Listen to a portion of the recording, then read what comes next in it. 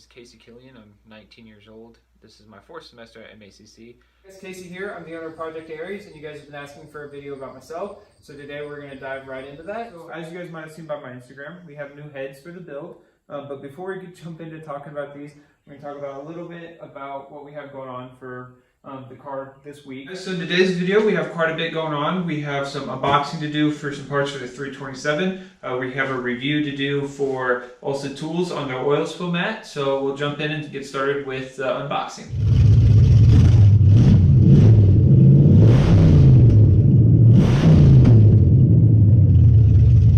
Alright guys, so as of tomorrow, which today is Thursday, but as of tomorrow, Friday, I will have officially been on Instagram for about a year now. Well, exactly a year. And then on the 21st, it'll be Facebook for a year, and I believe on the 23rd, it'll be YouTube for a year.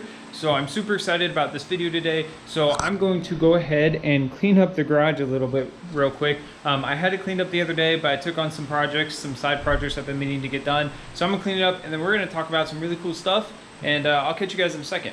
Alright guys, so I just finished cleaning up the garage for the most part. As you guys kind of see here, it's not perfect, but it's better than what it was. I leave for my trip on Sunday, so I wanted to make sure everything was pretty much in its spot, so that way if my family needed any tools, they would know where it was at, or I could just text them and let them know where everything was. But anyway, I thought one of the better ways to kind of celebrate 1 year was to talk about how far we've come on the Nova and just in general. So I'm gonna get everything set up, and then I'm gonna give you guys kind of a walk around of the Nova and explain everything we've done in 1 year. So some of the first modifications that I did whenever I started this journey was suspension.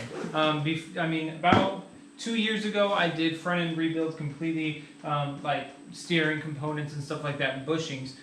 But since then, within the last year marker, I switched over to big block springs. So I don't know if you guys can see this, but this is one of the original springs that was in there. It was curved, like it's got a really bad curve, and the ride height was just super low, not what I wanted. So there's now big block springs in there. So that was one of the first things I believe I did while being on social media. And here are some of the bushings. These are all the rear bushings and body mounts. This I did also within the last year. Everything is just rotted away. I mean, this one just pulled right apart. So it's got all new bushings everywhere, new shocks up front and in the rear. This is the back one. I can press that easily, and it just barely comes up. So suspension is completely redone on the car. And then next month, it's gonna be going to the paint body shop, as I told you guys in the last video. So stay tuned for that part. But let's go ahead and walk around the engine bay, kind of the interior, and see what all we've done there. Alright guys, so let's do a walk around of the Nova itself and talk about the engine bay and the interior real quick. So right off the bat, we've gone from a straight 6 to a 327. It does have, let's start at the top here. It's got a Brawler 650 carb. It's got a, what brand is this? This is an Assault Racing air gap intake manifold.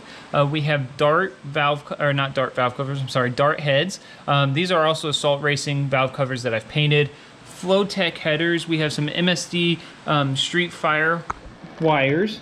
We also have upgraded to an Alloy Works fan and radiator. It's kind of dark with the hood on, so it's hard to see, but I've also made a video on that if you want to see. We've also recently upgraded to LEDs here, which I also made a video on. We've done a whole lot, painted and detailed the engine bay a little bit. So there's a whole lot going on under the engine bay. The 327 is bored 40 over. I'll explain in a few minutes why I went with the 327, but for now we're just focusing on the walk around. Anyway, back to it. We have dipped our rims. They are dirty a little bit, but I'm planning on changing the color of them before too long anyway. One other thing that is currently missing is the fins. I have them sitting, if you can see right there. I'm working on painting those because the car is going to the paint body shop next month. Anyway, let's open the inside. So in here we have added a tack. Within the last year, we did that with the engine swap. I've had all those gauges. Everything in here has not changed within the last year. So that is kind of nice to know. I need to do some work on the interior, but first I wanted to get the paint body done and the engine swap done. So interior is the next thing on my list. That's about it, I believe. I've also done complete weather stripping on the car. I did not make a video on that, I apologize. But within the last year, it does have brand new weather stripping all the way around. I believe, I'm walking around here just to make sure, but I believe that's about everything that's changed in the last year. That doesn't sound like a whole lot, but it is. I mean, we rebuilt that 327 from the ground up. everything's been changed on it. Not a single reused part from, other than the block itself, of course. The block and crank, actually, I believe, are the only reused parts. Other than that, everything is literally brand new. In this video, you will not be hearing it fire up. I am out of gas, and I have not been able to go to the store, or the gas station, sorry, to pick some up. So I just haven't gotten around to that. But next week, or after I get back from my trip, you guys will be seeing more of it run, and we'll be getting back to some great content. All right, guys, so let's talk about why I did a 327. This was actually a question that someone asked me on Instagram. And the reason I went with the 327 is we all know that throwing a 350 in Novas or realistically any vehicle has become overkill. You see a lot of them, and now we're at the point where we're seeing tons of LSs. So there's LSs everywhere, 350s everywhere. I didn't want to deal with that. When you go to 350s, there's a whole lot of work on figuring out which era is the best of 350s. You know what I mean? Because there's the emission era. There's just so much trouble that goes into finding the right 350. Whereas 327, you got your choice between small journal and large journal. This is a small journal. I wanted something that was going to rev really high and handle it perfectly fine without having to spend $1,000 into a rotating assembly. So this was the best option. I spent $300 on this engine. It came with the transmission that I sold for $200, and then I sold the exhaust manifolds, the generator, everything that came with it, and made my money back on the engine. So I am, other than the modification part, I am completely paid off on the engine aspect of it. You know, don't get me wrong, I still haven't made my money back from doing all the upgrades and stuff like that, but I did make my money on the initial cost of the 327. And that is why I made this channel, you know? I wanted everyone to know that you could do everything and still not spend thousands of dollars. You can have a 300 to 400 horsepower engine and still not go completely overboard. Don't get me wrong, I did use some, I wouldn't say off-brand, but some of the lower quality parts, or like not even lower quality, you know what I mean? There's a happy medium. There's certain brands like Edelbrock almost where you're just paying for the name. I didn't see any reason to pay for the name. And like on the intake manifold that I have running on here, it is an Assault Racing, which is kind of a generic brand. But at the same time, I did my research first, and my research concluded that a lot of the generic intake manifolds actually sometimes make equal, if not more, horsepower than the name brands. So there isn't anything wrong with something like that. If you go with complete China knockoffs, you might have some issues there, but that's not what I went with. But anyway, so let's now move on to how being on social media has not only changed my car, but it's changed myself. I really hope you guys consider watching this part. I'm really excited for it. The number one way, or I wouldn't even know, it's really hard to put all these in order. But one of the important things that I've learned from being on social media is to take care of myself, and by doing so, I need to take care of my shop.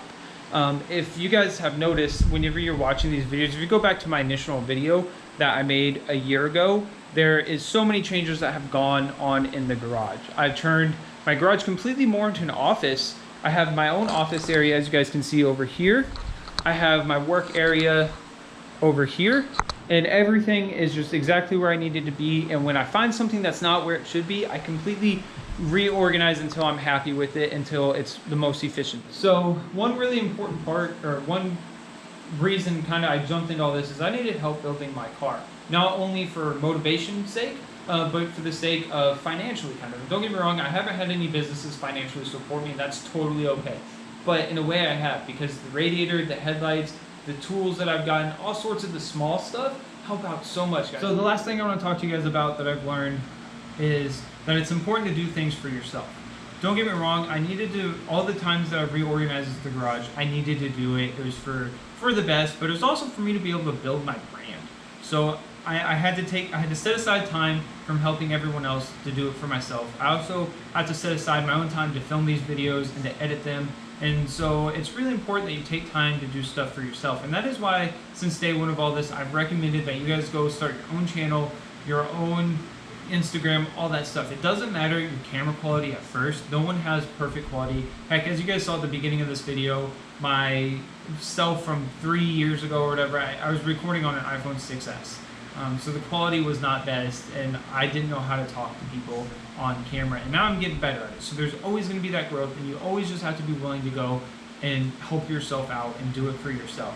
That's same with tools, you know. Yes, you can buy the cheap tools, and you can only buy the tools, you know, as you need them, or you can think ahead and spend a few extra bucks and get them before you need them, and then you have them on hand and you're doing it for yourself and you're making your life easier. So don't be afraid to make your life easier and to do things for yourself. All right, guys, so on the note of doing things for yourself, I have these sponsors for the radiator, the headlights, the tools, and all that stuff, and they've given me discount codes, and I have them down below. I don't want you guys to think I make any money off of you guys doing that. The only thing that happens is they see how much traffic I'm bringing in for the website, and that's it. So that is completely all that's going on. There's no money, no kickbacks for me whatsoever. They just see how much traffic I bring in for them. So be sure to go check them out if you need a radiator, tools, or anything like that. But I do work on my car for myself, but I post these videos and get the sponsors and and the discount codes for you guys, so that way you guys can kind of do the same stuff that I'm working on doing here. But anyways, be sure to go check out all that stuff. Whenever I get back from this vacation, I need to clean the car, I need to tune the car, I need to throw some LED brake lights in and turn signals the rest of the way. I have some here and there, and I just need to go full on and do the rest of the swap. Also, I now have a MIG welder. Someone donated that to me, so I'm really excited to learn how to weld. So if you have any comments, drop them down below. But anyways, I will catch you guys later. Thanks for one awesome year on social media. Let's shoot for 2, and let's see how long we can keep this thing going.